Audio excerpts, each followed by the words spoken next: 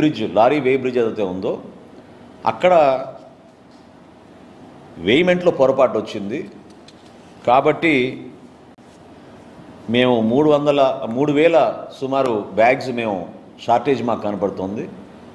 దీన్ని మేము బాధ్యత తీసుకుని ప్రభుత్వం ఏ నిర్ణయిస్తే అది దాన్ని బట్టి మేము తిరిగి చెల్లిస్తామని చెప్పి 27వ తారీఖున జయసుధ గారు లెటర్ రాశారు, జాయింట్ కలెక్టర్ కృష్ణా డిస్ట్రిక్ట్. అయితే గోడౌన్లో స్టాక్స్ ఎంత ఉంది, ఏ విధంగా దీనిపైన మేము సమాచారం తెప్పించుకోవాలనే దానిపైన జాయింట్ కలెక్టర్ గారు వాళ్ళ దగ్గర ఉన్న స్టాక్ రిజిస్టర్స్ని బట్టి, బుక్ బ్యాలెన్స్ని బట్టి ఒక ప్రిలిమినరీ రిపోర్టు మా సివిల్ సప్లైస్ కార్పొరేషన్ ఆఫీస్కి డిసెంబర్ 4వ తారీఖున పంపించడం జరిగింది.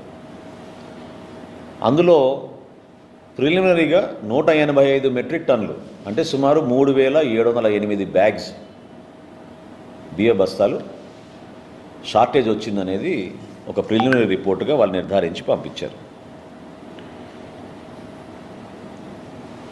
సివిల్ సప్లైస్ కార్పొరేషన్ ఎండీ గారు ఇమీడియట్గా 10వ తారీఖున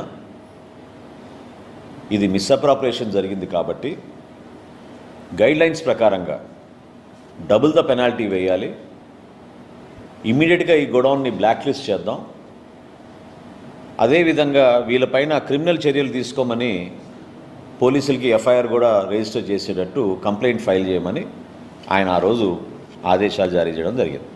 ఇది డిసెంబర్ 10వ తారీఖున.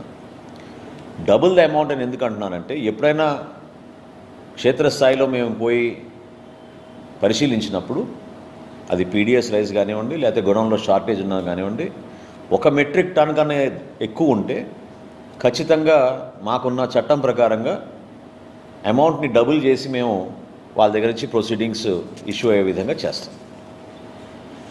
సో 10వ తారీఖున మేనేజర్ గారు లెటర్ రాసిన తర్వాత 12వ తారీఖున జాయింట్ కలెక్టర్ గారు ఒక కమిటీని వేశారు.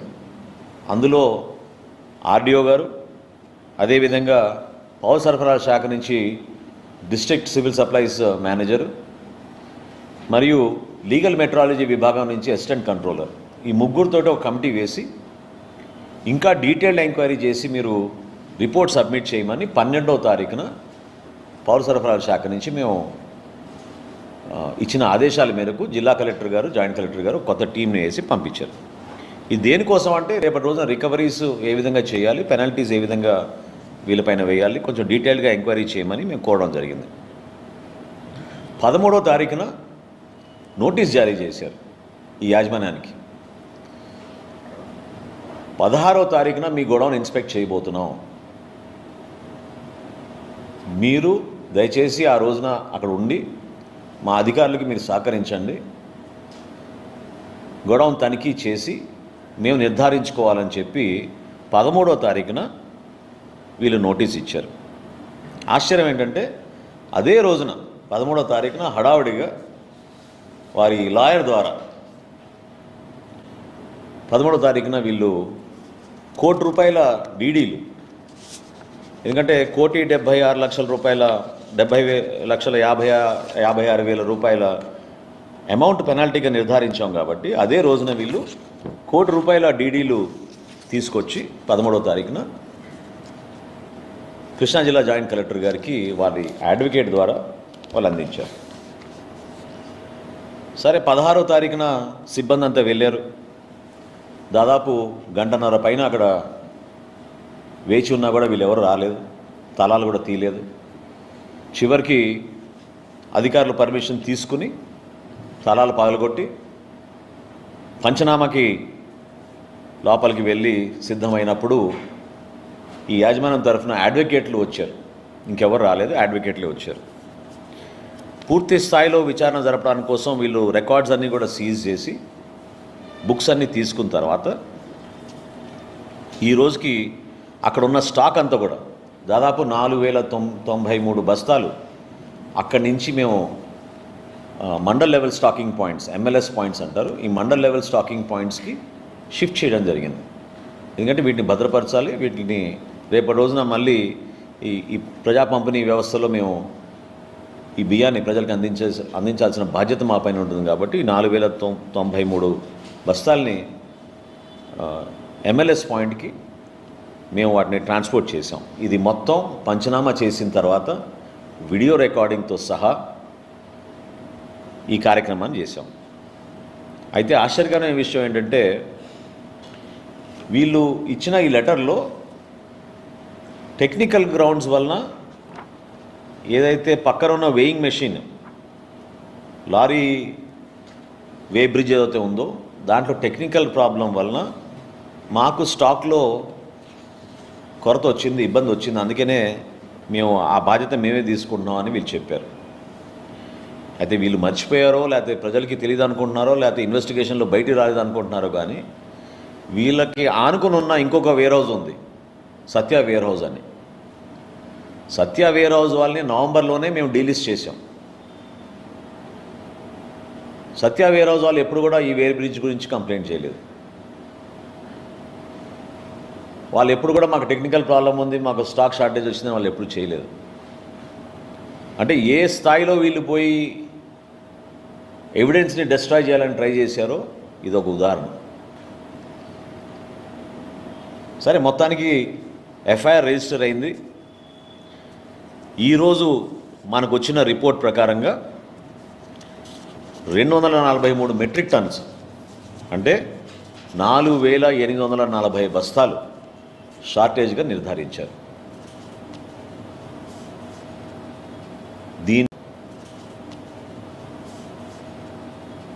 దీన్ని మనకున్న నిబంధనల ప్రకారం అంచనా వేస్తే 2,23,56,000 రూపాయలు.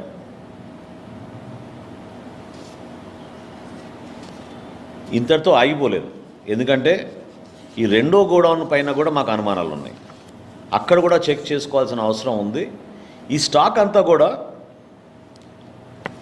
మనందరం గమనించాల్సింది ఏంటంటే గత ప్రభుత్వంలో ఒక బాధ్యత కలిగిన వ్యక్తి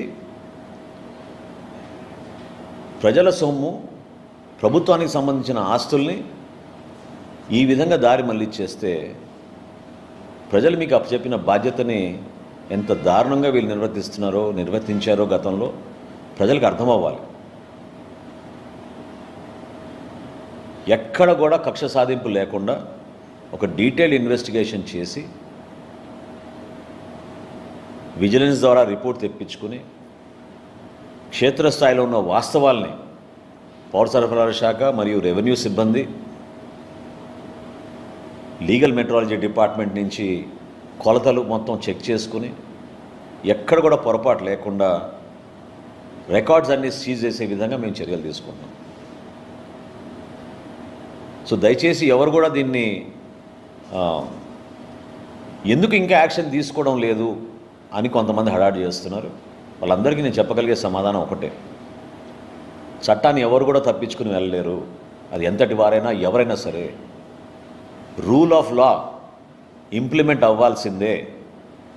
పదే పదే మా ఉప ముఖ్యమంత్రి గారు పవన్ కళ్యాణ్ గారు, అదేవిధంగా రాష్ట్ర ముఖ్యమంత్రి చంద్రబాబు నాయుడు గారు ఒకే ఒక మాట చెప్పారు, అనవసరంగా ఎవరిపైన కూడా మేము కక్ష సాధింపులు చెయ్యం, కానీ పొరపాటు చేసిన వాళ్ళని మాత్రం ఖచ్చితంగా మేము వదలం.